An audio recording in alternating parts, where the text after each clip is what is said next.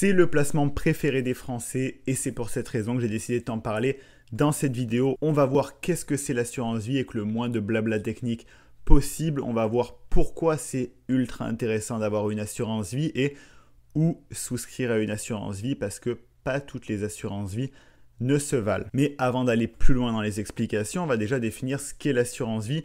L'assurance vie, c'est un placement. Ça permet de pouvoir constituer une épargne et faire fructifier son épargne, faire fructifier son capital. C'est hyper intéressant de ce côté-là. C'est une enveloppe fiscale à l'intérieur de laquelle tu peux mettre plusieurs choses. On va voir ça juste après. C'est aussi une niche fiscale. Il y a de gros avantages en termes de fiscalité à détenir une assurance vie par rapport à un autre placement. On va voir ça après également. Mais par contre, point très important, je pense qu'il y a énormément de personnes qui confondent les deux. C'est qu'il ne faut pas confondre l'assurance vie et l'assurance décès. Oui, il y a un point commun, il y a l'idée de transmettre son patrimoine en cas de décès. Ça, c'est réel, mais c'est complètement différent. L'assurance vie, ça va être de constituer une épargne, faire fructifier un capital pour des projets d'avenir. On peut en profiter de son vivant, on peut retirer les fonds à tout moment. Et l'assurance décès, c'est vraiment un contrat de prévoyance pour mettre à l'abri ses proches en cas de décès. C'est vraiment deux choses très différentes et ça, c'est vraiment essentiel à comprendre avant d'aller plus loin. Maintenant que ça c'est clair, concrètement à quoi sert l'assurance vie? On l'a déjà un petit peu parlé, ça peut être de constituer une épargne, faire fructifier son capital, préparer sa retraite ou alors tout simplement constituer une enveloppe pour faire une transmission de patrimoine. Donc il y a vraiment une notion de placement, d'investir pour faire travailler son argent. L'assurance vie, comme je l'ai dit, c'est une enveloppe fiscale et à l'intérieur de cette enveloppe fiscale, ça peut englober plusieurs choses. Il y a deux grandes catégories dans l'assurance vie. Il va y avoir le fameux fonds euro. Le fonds euro, c'est quoi? Ça te permet de placer de l'argent dans ce fonds euro et d'avoir une garantie de capital. Donc ça, dans une démarche d'épargne, on va dire d'avoir une garantie de capital, ça peut être intéressant. Tu ne peux pas perdre ton argent. C'est-à-dire que si tu as mis 1000 euros, tu pourras toujours repartir avec tes 1000 euros. Mais ce n'est pas uniquement la seule chose que contient l'assurance vie. Il y a également une deuxième catégorie à l'intérieur de cette grande enveloppe. Ce sont les unités de compte. Les unités de compte, ça regroupe plusieurs choses comme des ETF, si tu veux investir dans des ETF, des SCPI. Il y a plein de choses différentes à l'intérieur. Et ça, par contre, tu n'as pas une garantie de capital là-dessus. C'est-à-dire que généralement, les performances sont bien plus intéressantes. Par contre, rien ne te garantit que tu ne vas pas pouvoir perdre de l'argent, mais c'est le cas comme n'importe quel autre investissement boursier ou autre investissement, c'est-à-dire qu'il y a une notion de risque, mais en échange, la performance peut être beaucoup plus intéressante. Pour donner une idée, le fonds euro, si je prends celui de Linksea Avenir, l'assurance vie que je possède, en 2021, il y avait une performance de 1,80%. Donc, c'est mieux que rien, mais c'est très faible et on s'entend que ce n'est pas avec ça qu'on va faire fructifier un capital, sachant que l'inflation est bien supérieure à ça. Donc, les unités de compte, elles, par contre, permettent d'aller chercher des performances bien plus intéressantes.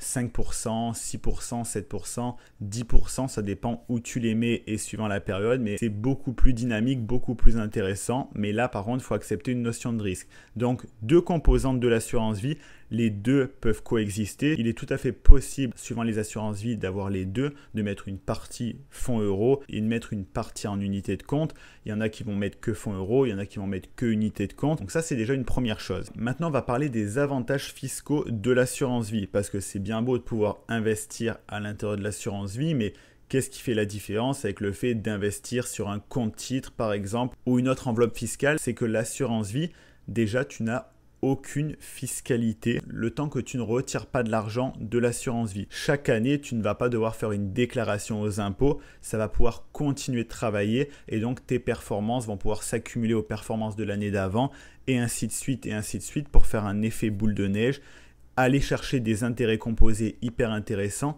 sans te faire frapper par la fiscalité à chaque année. Donc ça déjà c'est un très gros avantage, ça te permet de vraiment pouvoir faire travailler ton argent en étant à l'abri de l'impôt tant que tu ne retires pas d'argent de ton assurance vie. Donc ça c'est un premier point.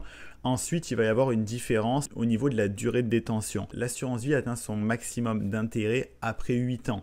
C'est-à-dire que si tu détiens une assurance vie depuis plus de 8 ans, là il y a une fiscalité qui va être bien plus avantageuse que si tu l'as ouverte que depuis 1 an par exemple. Comment ça se présente de manière générale? Il y a des exceptions, mais on va rester sur le cadre général pour que ce soit clair pour tout le monde.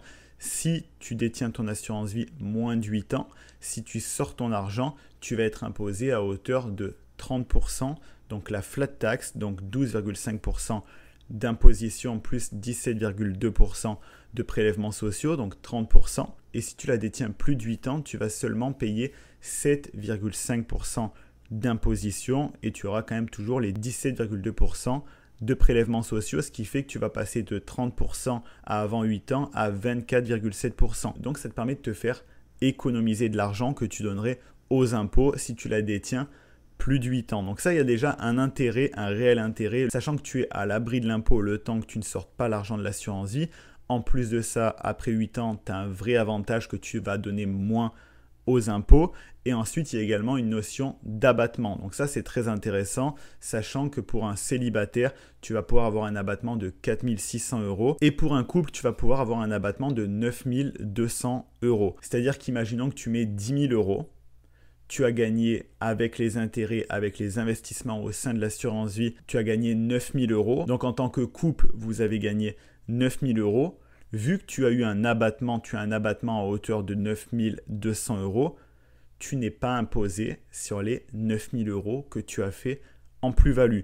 Donc là, ça te permet de comprendre à quel point ça peut être intéressant parce que ça te permet de faire travailler ton argent en ayant moins de friction fiscale et donc de pouvoir en profiter plus grandement, que ce soit plus intéressant pour tout le monde de faire travailler son argent. Donc après, il y a des cas particuliers si tu retires de l'argent par rapport à un licenciement, par rapport à tel ou tel cas de figure, mais là, on va rester général. Tout ce qu'il faut savoir, en tout cas aussi, point très important, c'est que tu peux faire soit un rachat partiel qu'on dit ou un rachat total. Rachat total, c'est qu'au final, tu récupères tout ce qu'il y a sur ton assurance vie et ça ferme ton assurance vie immédiatement. Un rachat partiel, c'est que tu vas juste sortir une partie de l'argent de ton assurance vie et donc chaque fois que tu sors de l'argent, c'est à ce moment-là que tu es imposé par rapport à la durée d'ancienneté de celle-ci. Donc point aussi très important, tu peux retirer ton argent à tout moment. C'est juste la fiscalité qui va changer, mais ton argent n'est pas bloqué sur une assurance vie. Tu peux le sortir sans aucun problème. Donc ça, c'est aussi un point très important à rappeler et que pas tout le monde ne sait. On se dit, ok, mais je vais bloquer mon argent là-dedans, mais moi, ça ne m'arrange pas parce que je ne sais pas de quoi l'avenir est fait. Tu peux retirer l'argent à tout moment. C'est juste que c'est la fiscalité qui va bouger par rapport à quel moment tu le fais. Je ne l'ai pas précisé, mais point important, le fait d'avoir seulement 24,7% d'imposition après 8 ans, c'est valide que pour des montants inférieurs à 150 000 €. Qui est plus de 150 000 €, tu es également sur du 30%, mais donc tu as quand même l'avantage des abattements et le fait de ne pas être imposé tant que tu ne retires pas. Point également très important, qui peut investir dans une assurance vie? Toute personne de 18 ans et plus qui vit en France, est-ce qu'il y a besoin d'avoir des connaissances particulières en investissement? De ce côté-là, il y a plusieurs choix possibles. Il y a souvent deux modes de gestion proposés par les assurances vie. La gestion libre où c'est toi qui te débrouilles, c'est toi qui sélectionnes tes investissements au sein de cette enveloppe fiscale. C'est personnellement ce que moi j'ai choisi, mais il y a également une gestion pilotée où tout simplement tu t'en remets à des professionnels et par rapport à un niveau de risque que tu vas définir, eux vont placer ton argent et faire travailler ton argent. Donc il n'y a pas besoin d'être un expert de l'investissement pour avoir une assurance vie. Pas du tout. Au niveau des versements, comment ça se passe? Il y a plusieurs manières de verser l'argent dans une assurance vie. Tu peux déjà faire un versement initial, donc un versement au début pour ouvrir l'assurance vie. Soit tu peux le faire une fois un gros montant en one shot et après tu laisses travailler. Soit tu peux verser de l'argent un petit peu initialement et après y aller de manière périodique. C'est personnellement ce que je fais. Moi, je fais ce qu'on appelle des versements programmés.